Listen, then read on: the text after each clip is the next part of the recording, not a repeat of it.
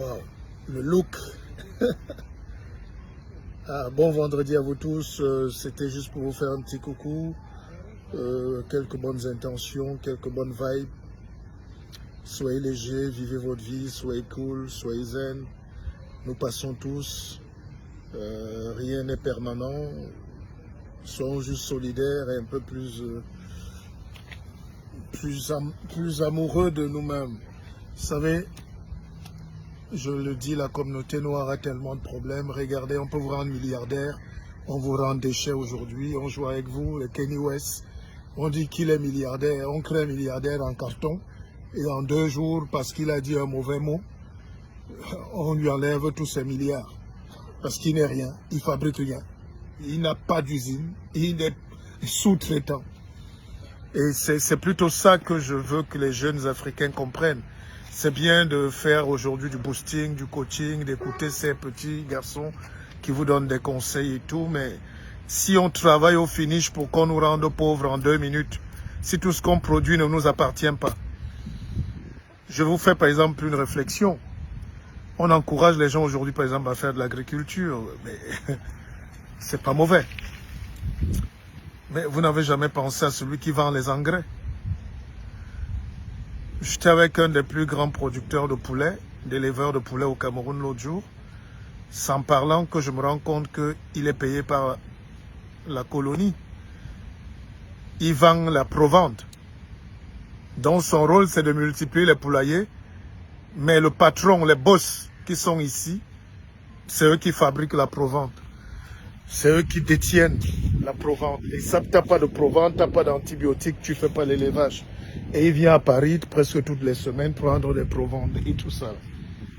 En réalité, le rôle même de l'esclavage, ce n'est pas que l'esclave se libère ou fuit, c'est qu'il continue à travailler de la naissance jusqu'au tombeau pour la colonie.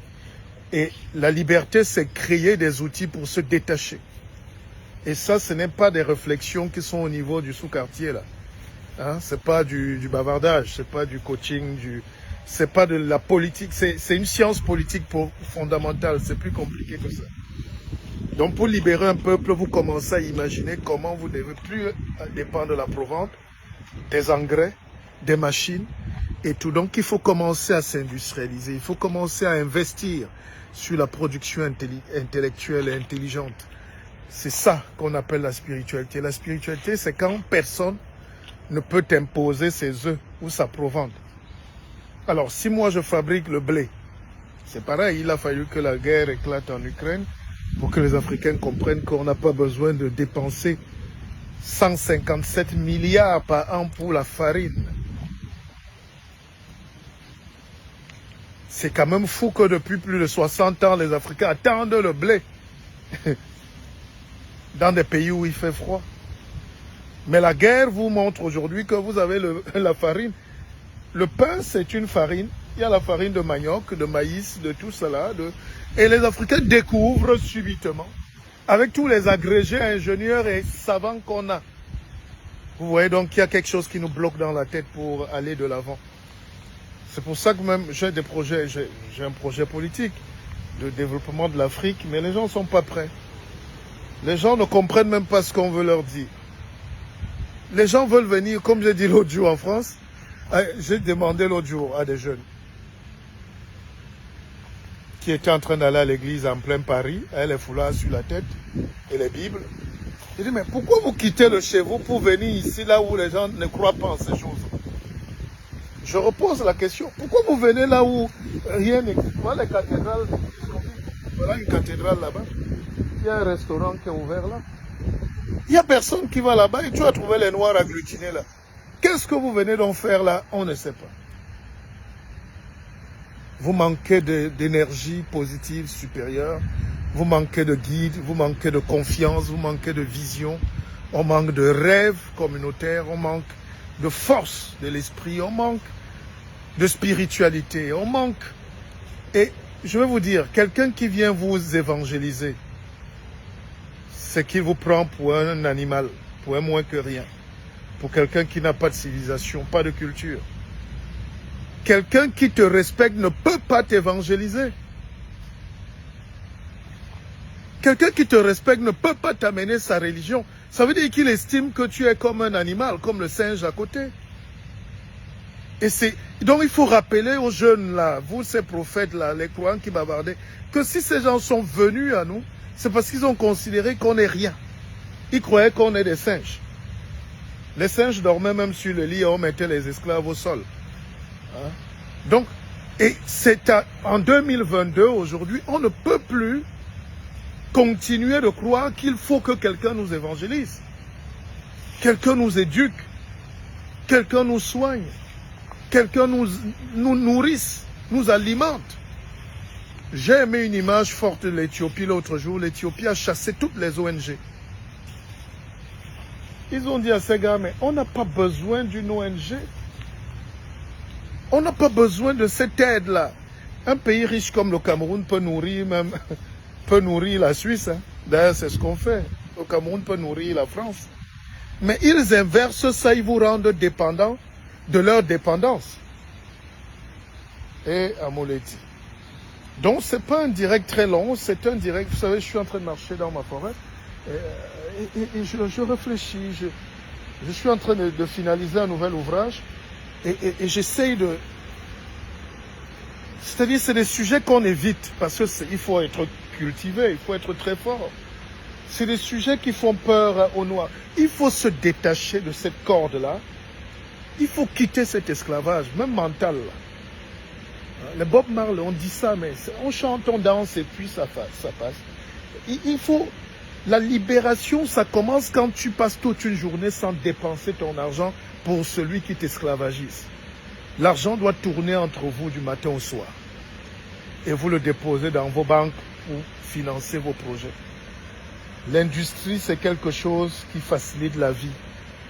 L'industrie, c'est Dieu. Puisque la science est dedans. L'innovation est dedans. La créativité est dedans. Quand je passe encore dans les ambassades à Yaoundé, je vois des jeunes, ils sont alignés au campus. France, ils veulent le visa. Vous passez à l'ambassade d'Allemagne, il pleut sur eux. Pour aller devenir des fous. Ils savent vous bourrer les crânes. Ils savent vous perdre le temps. Nous sommes ici en Europe depuis 30 ans, 40 ans. Il n'y a aucune différence entre celui qui est arrivé là depuis 30 ans et celui qui est arrivé avant-hier.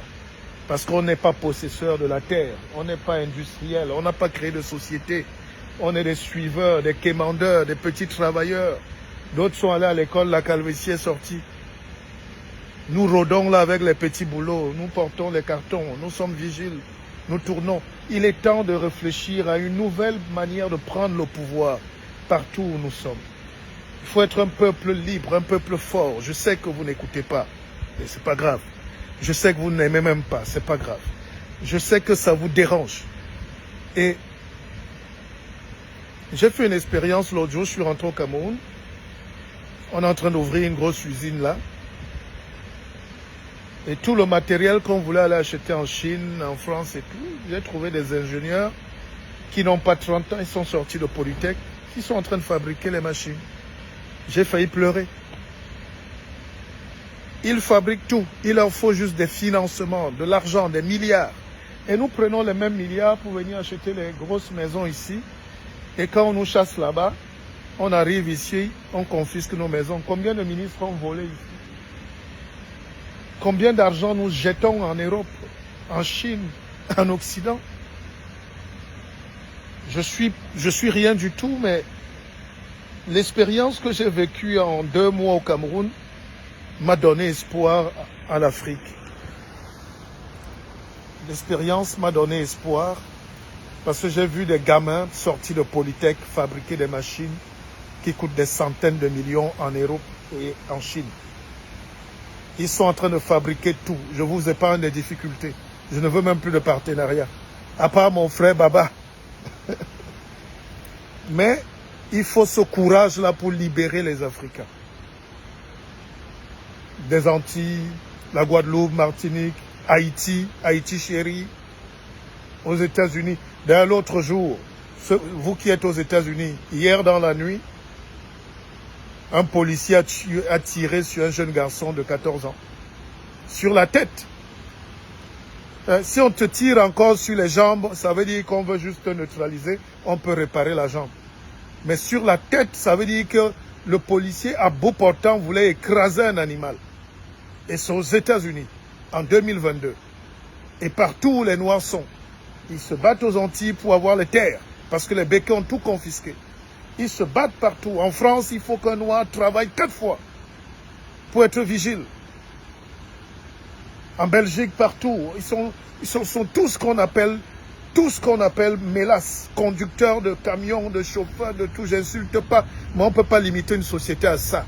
On a envie que demain nos enfants soient présidents, que nos enfants soient ministres, qu'ils soient des vrais députés, pas des femmes de ménage de pacotille qu'on met à l'Assemblée pour se moquer de l'accent. C'est tout ça qui me fait réfléchir. Et je dis, bah, peut-être le sursaut va venir d'Afrique. Nous allons faire ce pas. Je vais repartir en Afrique pour essayer de changer la mentalité. C'est très dur. Les résistances sont très dures, très dures. Je vous prends juste un petit exemple. Même dans mon propre village, un de mes oncles me dit, prends ton terrain, installe-toi là. Un de mes pères. Tout le village est contre. On dit que j'ai donné beaucoup d'argent à mon oncle. On vient créer de l'entreprise pour eux. Ils refusent. Mais quand les Chinois vont venir, ils ne vont pas discuter. Quand les Français vont venir, d'ailleurs dans mon village, la PHP a pris plus de 30 000 hectares de terre. Bolloré avec Socapalm a plus de 50 000 hectares de terre. Toi, tu arrives chez toi, tu veux débroussailler juste une parcelle. Là, tous les villageois sortent. Et je leur dis, mais allez défendre vos terres là où les colons sont en train de vous arracher le truc. Non, c'est moi leur ennemi. Quand on va rentrer en France, on va dire ils sont en France. Ils ont fui l'Afrique, le village. Mais comment on peut développer un pays avec autant de jalousie et de haine? Le noir se comporte comme si il peut accepter la richesse de tout le monde. Sauf la richesse de ses propres frères. Donc nous sommes en train de développer le Cameroun. On va l'industrialiser, même par les coups de poing. Il y aura nos ennemis qui seront là et ils vont bavarder. La politique, c'est trouver la nourriture. La politique, ce n'est pas faire les débats sur les plateaux télé du matin au soir. La politique, c'est trouver la solution pour que tout le monde mange, que tout le monde se soigne, tout le monde. Et il faut donc fabriquer les remèdes, créer les hôpitaux, inventer des solutions, créer des voitures, les routes, pour que les gens vivent décemment. Dieu ne peut pas nous donner tout ça et on gâche ça. Ici, tout ça est fabriqué. Regardez, vous êtes dans un... Regardez.